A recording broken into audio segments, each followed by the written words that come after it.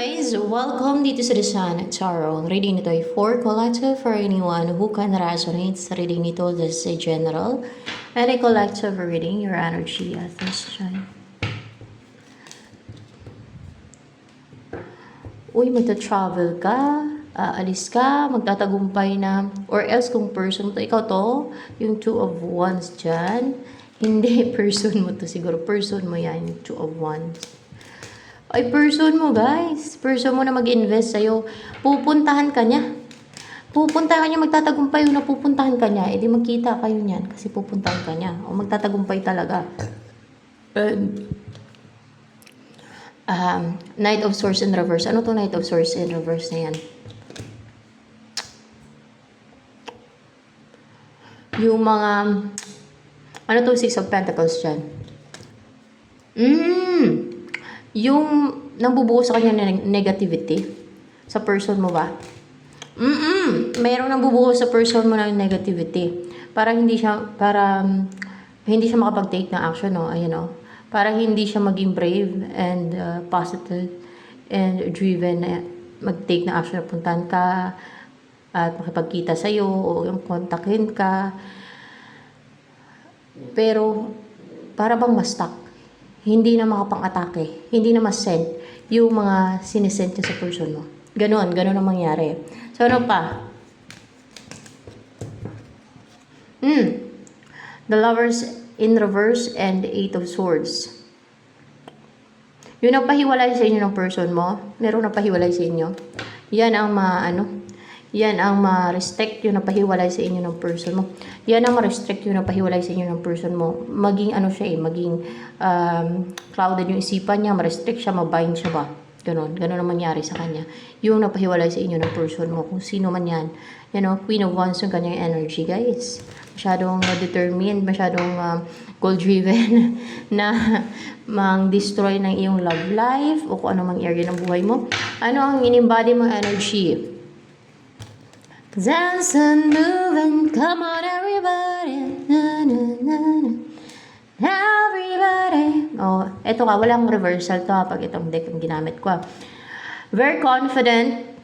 You're free, no, malaya. Walang magre-restrict sa'yo, walang kumukontrol sa'yo, walang pipigil sa'yo. Walang pipigil sa'yo na gawin ang gusto mo, na i-pursue ang goal mo, abutin ang mga pangarap mo sa buhay. No? Kahit may mga gusto pang mag-restrict sa'yo, pumigil, hindi sila makapigil yan.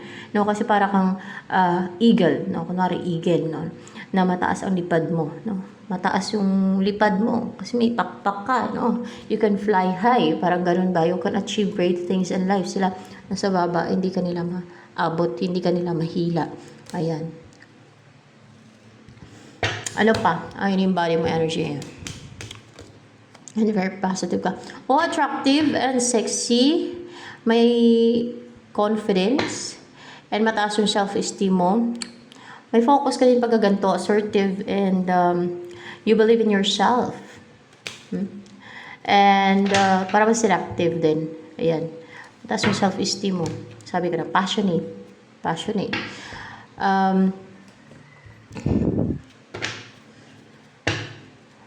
Sino tong person mo na to na pupuntahan ka? Na magsasaksi na pupuntahan ka?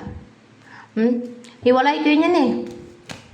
Hiwalay kayo ng person na yan. Pero, hindi na siya stagnant. Ayan.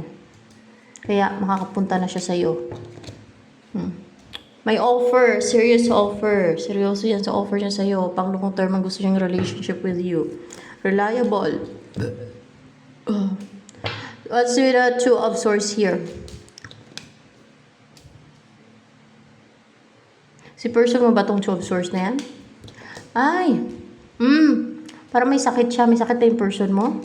May sakit si person mo, guys. Meron. And para bang clouded yung isipan niya. Nakakonfuse siya dahil sa ginagawa ng iba sa kanya. Ayan o. Meron siyang sakit. Pero porsigido pa rin siya. Magtatagumpay yan. Na mapuntahan ka niyan, kahit na ganyan yung situation niya. Baka matulungan mo pa yan na matanggal to sa kanya, yung ginawa sa kanya. The High Priest.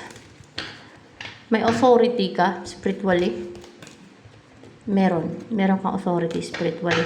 So, matutulungan mo to. Kunwari kung may demonyo na nang-harm sa kanya, mapalis mo yung demonyo. Mga ganun ba? Or else ay mapalis mo yung evil spirit. Mga ganun. Ganun yung pag may authority spiritually. And, pero kailangan hindi ka hindi ka evil doer hindi ka witch. Pag witch ka, wala kang authority spiritually.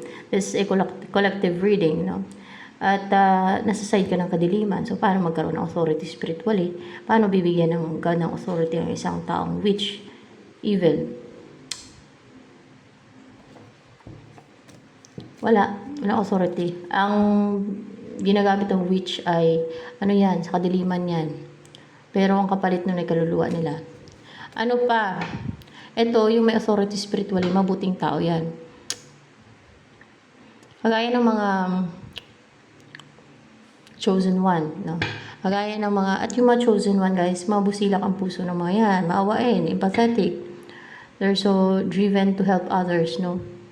Yun nga lang, minsan ay may mga abusado, may mga tao na pagtulungan mo, pakitaan mo ng kabutihan, ay parang it's an opportunity for them, no? Na makapang-take advantage sa taong matulungin. So, hindi lahat ay dapat tulungan. Kailangan piliin din. So, ayan, para hindi ka mapahamak. Nakasaad sa Biblia or nakasulat sa Biblia daw yan eh.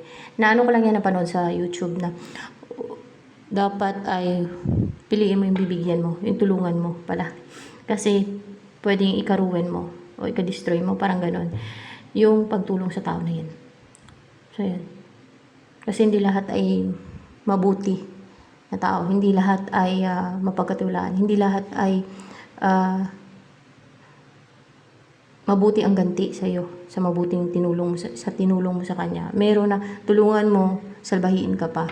Meron mga ganung tao. So ayan. Ano magiging buhay mo niyan soon? Kawawa naman sa person at may sakit. Marami kasi nangalit talaga ngayon, guys. Sa panahon na to, kasi yan eh. It's a sign na nasa end of times na to. Kaya dumadami ang mga evil. Whip. Magkakaroon kayo ng parang whip na matataboy o tataboy nyo ang mga evil forces, ganon. Parang mga spirits, mga ganon. And ito, the stars. Maging famous kayo or else maging inspired or maging inspiration. Pwede din gano'n. Mamuhay ka ng positive and mapapakain kayo ng mga ibon. Ayun, napapakain ng ibon. No? Ayun.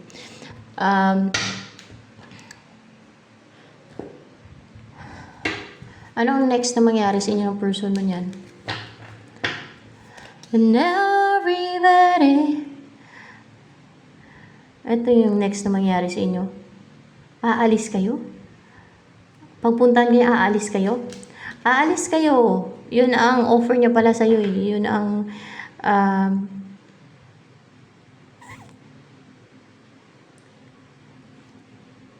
sasabihin niya sa'yo. Yun ang gusto niya mangyari. Ang dalhin ka niya. Ang aalis kayo. Pag pinuntahan ka niya, alukin ka niya ng opportunity maybe doon sa kanilang lugar. Alukin ka niya na sasama na sa kanya. So, yun ang next na mangyayari sa inyo. Aalis kayo. Susunduin ka pala niya. Ganon. Or kaya pupuntahan ka niya tapos yayain ka niya na sasama na sa kanya. Ganon. Balik awot ako mag-explain ngayon. Balik awot. Alam niyo yung balik awot. The Chariot. Ilonggo na word yun eh. Balik awot.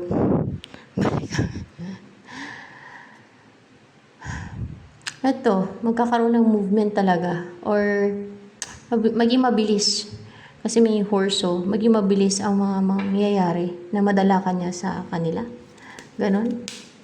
Hindi maging mabilis na madala ka sa kanila. Kundi mabilis na darating to sa person mo sa'yo. Mabilis siyang darating sa'yo. Yan. Kung sa ibang bansa yung person mo, ay, syempre may mga papers pa i-process mo. At sabihin mo, tourist visa ka lang siguro doon.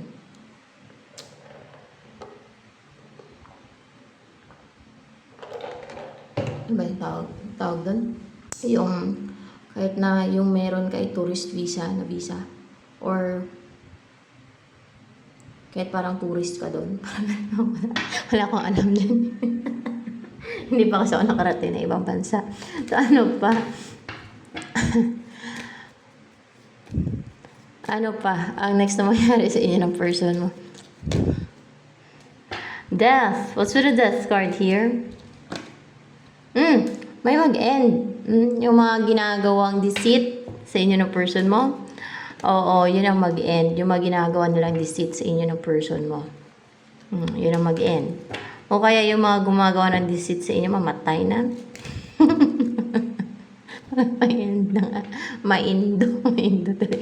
Ma-end yung kanilang buhay, yung mga gumagawa ng deceit at scheme sa inyong dalawa ng person mo. Tama lang yan para maparusahan na sila sa kabilang buhay. Kasi habang gumagawa yan sila ng tuwang-tuwa pa yan sila eh. Hindi naman yan sila naniwala na parusahan yan sila sa kabilang buhay. Kung naniwala man, paliwala lang sa kanila. So, wala yung maparusahan na.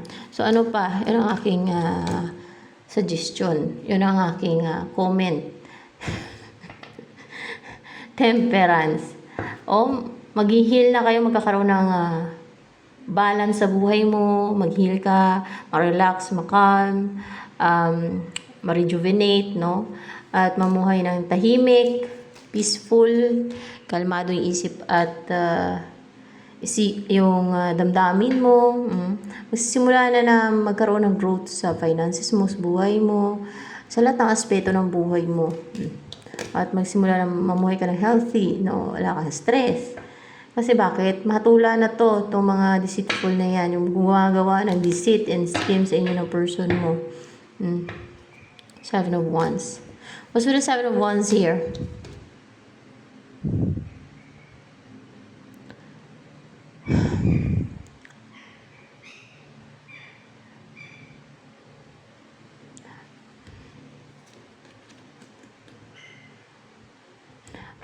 Maging matyaga na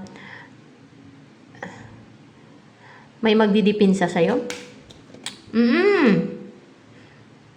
Maging matyaga na may magdidipinsa sa'yo. Sino si person mo magdidipinsa sa'yo? Oo, si person mo na yan ang magdidipinsa sa'yo. Magiging matyaga siyang dipinsahan ka niya.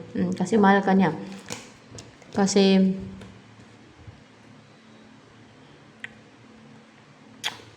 ayaw niyang impluwensyahan yung isip mo. Ayaw niyang magulo yung isipan mo o mamanipulate pa ng iba. Ayaw niya maging unstable ka. Yan. Ang gusto niya, komportable ka. Kaya didipinsahan ka niya.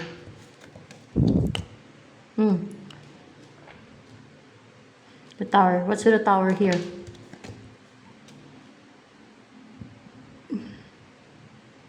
May madidestroy. Ano ito madidestroy na yan?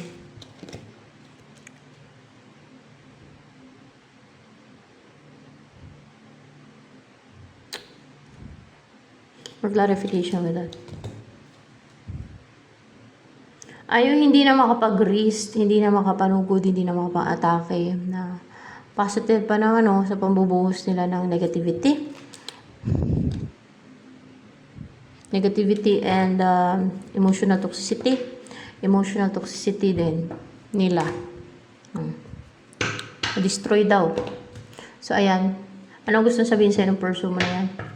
Na pupuntahan ka. The Emperor at ano pa. Gusto magkita kayo para makabuno ka ng pamilya para mapangasawa ka na niya. Gusto ko niya mapangasawa at maging good. A good provider daw siya. Upright ba to? Yeah. Para magkasama na kayong dalawa. So, ayan. Ito na lang guys for collective reading.